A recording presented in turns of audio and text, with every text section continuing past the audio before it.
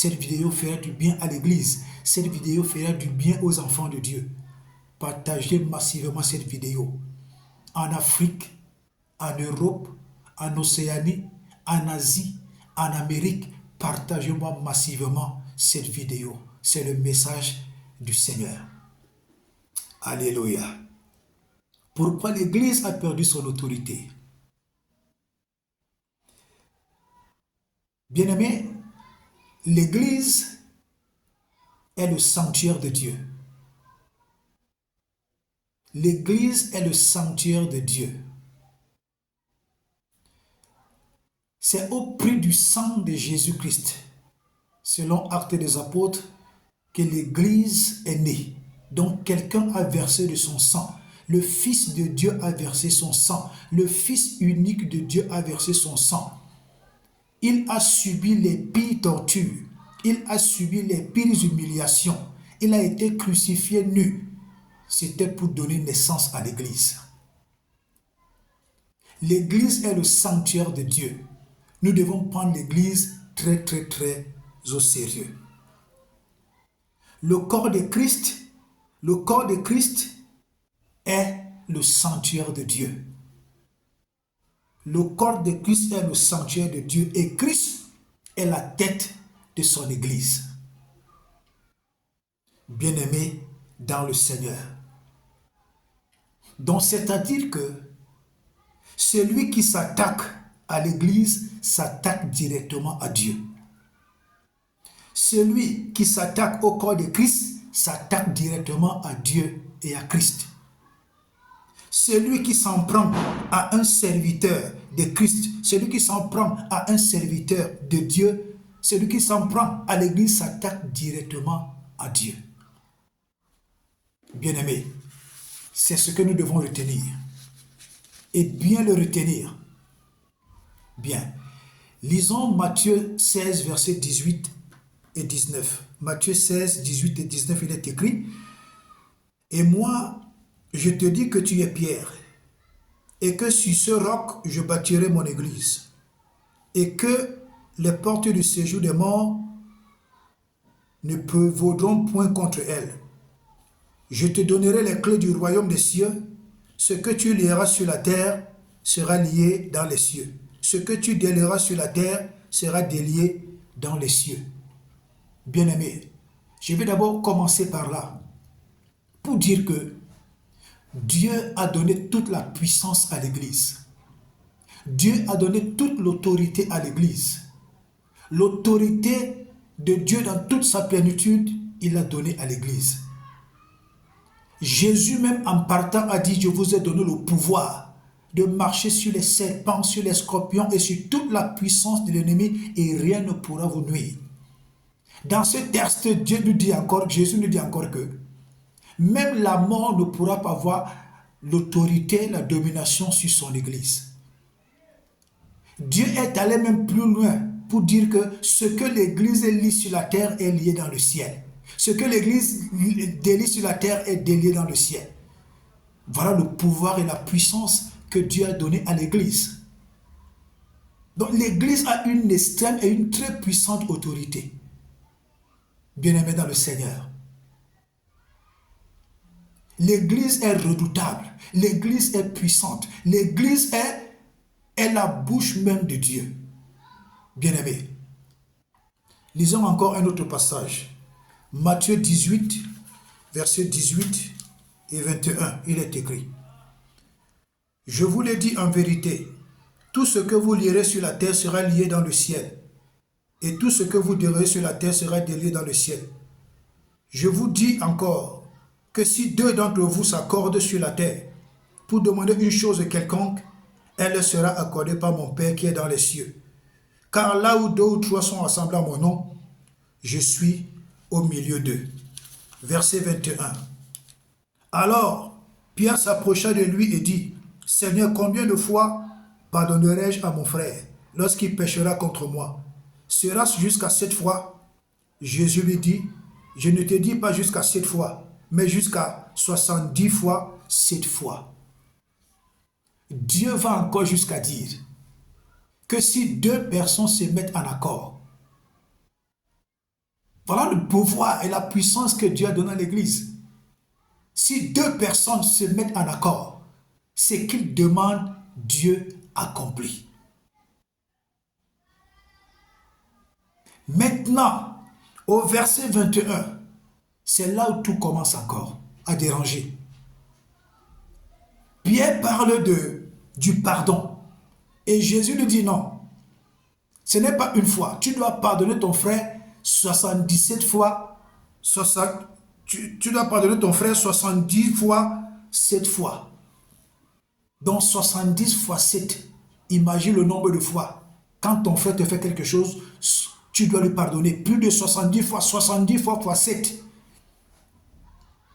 Mais aujourd'hui dans l'église, vous allez trouver que les personnes les plus méchantes, les personnes les plus mauvaises, les personnes les plus hypocrites, les personnes les plus dangereuses, ce sont les pasteurs eux-mêmes, ce sont des prophètes eux-mêmes, ce sont des serviteurs de Dieu, ce sont les femmes des serviteurs de Dieu qui sont les véritables problèmes de l'église. Il n'y a pas d'accord. Chacun gère sa petite boutique, il appelle ça église. Chacun gère sa petite épicerie, il appelle ça église. Chacun tient la couverture de son côté.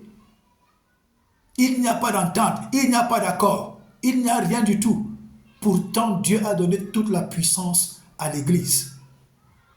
Je ne voudrais pas brûler les étapes, j'aimerais que nous allions pas à pas. Alléluia. Lisons Jérémie 15, versets 19 à 21. Il est écrit: c'est pourquoi, ainsi parle l'Éternel, si tu te rattaches à moi, je te répondrai et tu tiendras devant moi. Si tu sépares ce qui est précieux de ce qui est vil, tu seras comme ma bouche. C'est à eux de revenir à toi, mais ce n'est pas à toi de retourner vers eux. Je te rendrai pour ce peuple comme une forte muraille d'airain. Ils te feront la guerre, mais ils ne te vaincront pas. Car je serai avec toi pour te sauver et te délivrer, dit l'Éternel. Je te délivrerai de la main des méchants, je te sauverai de la main des violents. Voilà ce que Dieu dit dans Jérémie 15, verset 21. Que si l'Église, c'est-à-dire les pasteurs, les enfants de Dieu, les épouses des pasteurs, si l'Église sépare ce qui est vil de ce qui est précieux, chacun de nous aura la bouche de Dieu. Donc si le pasteur sépare ce qui est vil de ce qui est précieux, si l'épouse du pasteur sépare ce qui est vil de ce qui est précieux, si les anciens d'église, les diacres, les anciens d'église, les évangélistes, les gens du protocole, les gens de l'intercesseur, le peuple de Dieu, séparent ce qui est vil de ce qui est précieux, leur bouche devient la bouche de Dieu. Et quand ta bouche devient la bouche de Dieu, c'est-à-dire que tu es à la dimension de Dieu pour déclarer les choses et puissamment les choses trouvent accomplissement. Dieu a tout donné à l'église, mais c'est l'église qui fout du bordel. Dieu a tout donné à l'église, mais c'est l'église qui bafoue l'autorité de Dieu. Dieu a tout donné à l'église, mais c'est l'église qui met Dieu dans la boue, qui met l'autorité de Dieu dans la boue. C'est pourquoi aujourd'hui l'église n'est plus puissante. L'église n'a aucune onction. N'importe qui peut piétiner l'église, il n'est pas frappé. N'importe qui peut insulter l'église, il n'est pas frappé. N'importe qui peut faire du n'importe quoi contre l'église, contre les oints de Dieu, contre les enfants de Dieu, il n'est pas frappé. Pourquoi? Parce que dans leur vie, on trouve des choses viles. Dans leur vie, on trouve des choses méchantes. Dans leur vie, on trouve tout ce qui ressemble à Satan. Jésus a dit quelque part qu'il est en train de partir. Le prince de ce monde arrive. Et Jésus a dit qu'il n'y a rien de lui en moi. Donc rien de ce qui appartenait à Satan, on pouvait le trouver en Jésus. C'est ce que Jésus voudrait.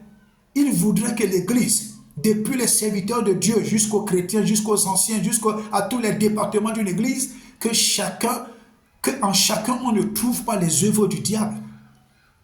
Ce sont ces œuvres du diable qui diluent, qui empêchent la manifestation puissante de l'autorité de Dieu. Alléluia. Alléluia. C'est le comportement des conducteurs, le comportement des leaders, le comportement des épouses des pasteurs, le comportement de certains anciens, le comportement de la chorale, le comportement de l'intercession, mais surtout le comportement du leader. Un comportement faux, un comportement hypocrite, un comportement bandit, un comportement mesquin. C'est ce qui introduit la mort dans l'église. Or, Jésus a dit que les portes du séjour de mort ne peuvent donc pas sur l'église. Mais à cause du comportement de certains chrétiens, du comportement des leaders, le comportement des pasteurs, ils ont réussi à faire entrer la mort dans l'église. Aujourd'hui, vous allez voir certains chrétiens, des bébés, des enfants spirituels, qui viennent dire que, oh, monsieur, vous êtes homme de Dieu, hein? N'utilisez pas ce genre de langage. Je voudrais répondre à ce genre de personnes que dans l'église, on trouve 5 dons de ministère. Et les 5 dons de ministère ne fonctionnent pas de la même façon. L'apôtre ne fonctionne pas comme le pasteur. Le pasteur ne fonctionne pas comme le docteur. Le docteur ne fonctionne pas comme l'évangéliste. Et ainsi de suite. Et l'évangéliste et tout le reste ne fonctionnent pas comme le prophète.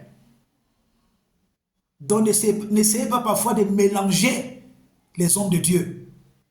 Chaque don a sa façon d'opérer. Ok?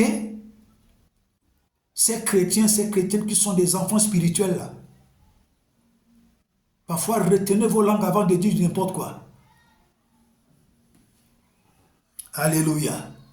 Oui, l'église a reçu l'onction. L'église a reçu la plénitude de l'autorité de Dieu, de Christ, du Saint-Esprit. L'église est là.